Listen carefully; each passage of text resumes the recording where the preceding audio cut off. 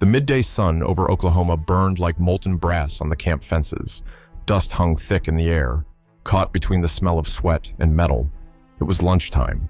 American guards, faces glistening with heat, handed out the same meal they themselves ate: tuna sandwiches wrapped in wax paper, a thin sheen of mayonnaise glinting white beneath the bread. The German prisoners gathered under the crude wooden shelter. Their uniforms were faded, their boots cracked from months of captivity. One of them, a lieutenant named Otto Weiss, leaned against a post, cigarette between his fingers, watching the guards. When he saw the sandwiches, he barked out a laugh, hoarse, almost theatrical. "Tuna and bread," he sneered, smoke curling from his lips. "Is this the food of conquerors?" Laughter spread among the men, coarse, defiant, echoing against the corrugated tin walls. The Americans didn't answer. They simply kept handing out the sandwiches, one by one, silent and steady. A sergeant met Weiss's gaze briefly, then nodded once, not in anger, not in challenge, but with a quiet, unreadable calm. The sound of laughter faded, leaving behind the rhythmic buzz of flies and the distant hum of machinery from the camp's repair sheds. Somewhere, a locomotive whistle moaned through the heat haze. The camera would linger there between sound and silence, between pride and hunger, before pulling back slowly to show hundreds of prisoners sitting in the dust, holding food they refused to eat. In that silence, a question began to form, not spoken, but hanging heavy in the air like the shimmering heat itself. Who truly held power here, the ones with weapons, or the ones who could offer food without hate? The image cuts to black, the faint rustle of paper wrapping still audible. Then the narrator's voice returns, calm, reflective, almost whispering. They laughed at the food of freedom, not knowing they were about to taste something far more powerful than victory. If you value stories like this, don't forget to like and subscribe. It helps preserve forgotten chapters of history. And as always, tell us in the comments where you're watching from and what time it is there. What The black and white reels begin to roll. The narrator's voice lowers, steady and almost reverent. Tuna sandwiches were never meant to impress. They were meant to endure. Across the screen flash fragments of 1940s America, a shipyard at dawn, sparks from welding torches flying like fireflies, women in kerchiefs at assembly lines, pressing shell casings with one hand and holding sandwiches with the other, a student in Kansas, sitting under a maple tree, laughing with a friend as he unwraps the same meal that fueled the worker, the soldier, and the sailor. The camera slows on the bread itself, thick slices, machine cut, baked from wheat grown across endless plains, the product of a nation that could feed both armies and children without pause. The tuna, pulled from the Pacific by fleets working day and night, canned in California plants that produced over 90 million pounds of fish during the war. Efficiency turned hunger into history. The narrator continues, in Germany, food was hierarchy. Officers dined on silver, soldiers waited for crumbs. But in America, a sandwich was democracy between two slices of bread. In Camp Oklahoma, the German officers didn't understand that. They saw factory food, not the symbol beneath it. To them, industrial meals felt soulless, an insult to tradition. They had grown up believing that true cuisine required artistry, not assembly lines. Yet every bite of tuna represented something Germany could no longer create: abundance without privilege. An American guard named Private Lewis once told a reporter, "We eat the same as them, not because they deserve it, but because it's the right thing to do." His words were simple, but inside the camp, they landed like quiet thunder. At sunset, when the guards sat near the wire eating identical sandwiches, the prisoners watched. The laughter of the previous day no longer came. The camera captures faces framed in fading light, suspicion mixed with curiosity.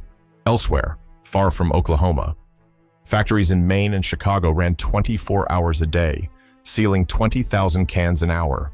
Housewives collected tin for recycling drives. School children donated lunchboxes to produce more metal. Every action fed the same system, an industrial heartbeat that refused to stop. And so the sandwich, born of convenience, became an emblem of endurance. In its ordinariness lay its power, the kind of power that built bombers, crossed oceans, and quietly taught lessons about equality. The narrator pauses. They mocked what they didn't understand, that strength isn't in luxury, but in the ability to share. The scene fades on a lone loaf cooling on a camp table, steam rising gently as evening insects hum. The music quiets, inviting the audience to feel the weight of simplicity a nation's spirit contained in something as humble as tuna between bread. Night descended softly over the Oklahoma camp. The air had cooled, but hunger still burned quietly in the stomachs of men who once dined under banners and brass.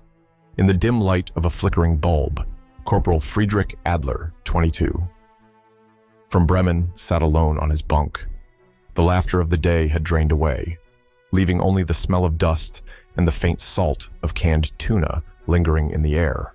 On the small wooden table beside him lay half a sandwich, untouched. Its bread had dried at the edges. Hours earlier, he had mocked it like the others, calling it a child's lunch, now, in the silence of night. That same sandwich looked strangely dignified, a piece of food too patient to answer insults. Adler's hands trembled as he picked it up. He sniffed the bread, the faint sweetness of wheat, the creamy tang of mayonnaise, the metallic scent of tin. Then he took a bite. The sound was barely audible, a soft crackle of crust, the whisper of hunger giving in. He chewed slowly, eyes half closed. And in that moment, something broke inside him, not pride exactly, but the brittle crust of certainty.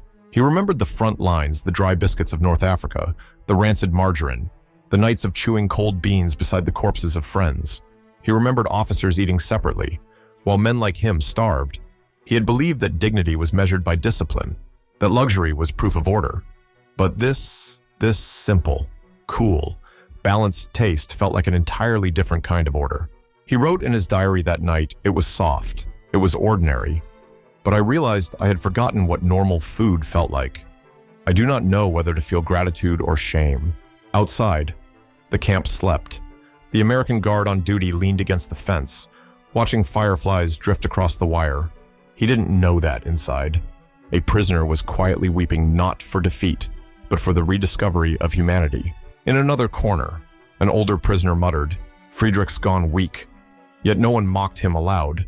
Perhaps they all felt it too, the slow erosion of ideology, one bite at a time. The narrator's voice softens. Empires fall with gunfire, but pride dissolves in silence. Between hunger and humility, the camera lingers on Friedrich's face, tears reflecting the low bulb light, the bitten sandwich resting on his lap. The war still raged beyond the fences. But in this tiny act, a single bite of food, something more enduring, had begun the understanding that kindness could taste like survival. At dawn, the kitchen of Camp Oklahoma stirred before the prisoners awoke. Pots clanged, steam hissed from boiling vats, and a faint smell of canned tuna mixed with soap and wood smoke.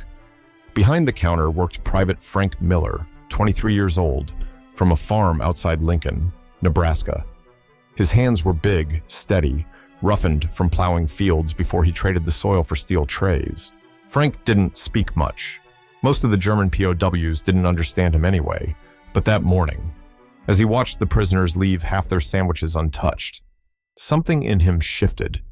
They weren't arrogant now, they just looked tired, defeated in body, but still clinging to pride as if it were a ration they could not share. He stared at the leftovers, stacked in the trash bucket, dozens of uneaten sandwiches. The waste unsettled him. His mother's words echoed from home, food is sacred. Frankie, even in war. The next morning, Frank arrived early. He peeled hard-boiled eggs, sliced lettuce, and carefully layered them atop the tuna. A bit more salt. A touch of black pepper, small luxuries within regulation. He wrapped each sandwich tighter, folding the wax paper clean and even, as if wrapping a gift. When the prisoners lined up again, he said nothing, just handed them out. Eyes calm, gestures deliberate. The Germans hesitated, one of them. Lieutenant Otto Weiss, the same man who had mocked the sandwiches days earlier, stared at the new creation. It looked different, fresher. He took it silently. Around noon, the camera slows. The men eat in relative quiet. The sound of chewing replaces laughter. The dust swirls in the heat, golden under sunlight that filters through the thin canopy. Across the yard, Frank lights a cigarette, watching, for the first time. The prisoners finish every bite. No speeches, no banners, just a human exchange across language and ideology. One man's small act of decency had crossed the wire without permission. Later. That evening, Sergeant Lewis wrote in his logbook, Private Miller adjusted the meal plan. POW morale noticeably improved. No incidents today. It read like a simple logistical note, but it wasn't. It was the first day the camp felt in a quiet, almost imperceptible way at peace. The narrator lowers his tone. Sometimes history remembers the generals, but forgets the cooks. Yet wars are often softened, not by treaties, but by hands that feed without hatred. The camera closes on Miller's hands, tying a final bundle. Steam from the kitchen curling like morning fog around his arms. The faint sound of a harmonica plays somewhere in the distance, in that warmth and silence. The audience understands humanity had just taken a small step forward, wrapped in paper, offered without words. By the third day, the camp had changed. The same men who once joked about American fish paste now sat quietly beneath the mess shelter's thin roof. The heat still shimmered, but something invisible had cooled a soft quietness. The kind that only follows after understanding begins to take root. They unwrapped their sandwiches slowly this time. No mockery, no eyes rolling toward the guards, just a steady rhythm of hands and silence. The wax paper crackled like dry leaves. One prisoner murmured, almost to himself, "It tastes different." His friend, sitting across the table, paused, then answered softly, "No, we changed." It wasn't poetry, just truth spoken plainly, around them. The low murmur of chewing continued, the sound of transformation disguised as lunch. Private Frank Miller watched from the kitchen doorway. He didn't smile, but he noticed. The trash bin, once half full, now stood nearly empty. To him, that was victory, not in numbers, not in medals, but in the quiet surrender of bitterness. After lunch, as the prisoners returned to their barracks, Miller stepped outside. The air smelled faintly of tuna and sun-baked earth. He saw two men, both Germans, stop to pick up crumbs that had fallen in the dust. They brushed them clean and ate, not from hunger, but from respect, inside the barracks. The silence deepened. The men no longer argued about politics or orders. Instead, they talked about home, about mothers, wheat fields, rivers. The same rivers that once separated them from the Americans now flowed in memory through shared stories. One of them, Hans Keller, wrote later in a small smudged notebook, "The Americans serve us the same food they eat. I do not understand it, but I think I admire it." The narrator's voice returns, measured and reflective. In war, silence is often the language of exhaustion, but sometimes it is the sound of awakening. The camera pans slowly across the barracks, men lying on bunks, arms folded, eyes open, thinking not of escape, but of meaning. Then, turning to the audience, what do you think happens inside a man when he realizes his enemy is kinder than his commanders ever were? Would you feel gratitude or guilt? The screen fades to the golden light of late afternoon. Dust drifts in the air like memory, for the first time. The American and German flags outside the gate move in the same wind, not as symbols of nations, but as fabric caught in the same breeze. And in that fragile balance of sound and stillness, the war for a moment feels far away. The war ended, but memory did not. By 1950, Germany was rubble-stitched back together with dust and hope. Cities smelled of brick and rain, not smoke anymore, and in Hamburg, on a narrow corner of a half-restored street, a small wooden sign appeared one morning above a modest cafe. It read in careful, hand-painted English-American tuna sandwiches. Inside, behind the counter, stood Friedrich Adler, the same young man who once wept in silence over a bite of bread in the Oklahoma camp. His hair had turned thinner, his shoulders broader, but his eyes still carried that strange calm, the look of someone who had tasted humility and never forgotten its flavor. He spread mayonnaise, layered tuna, a bit of boiled egg, lettuce, and bread the same way Private Frank Miller had once done.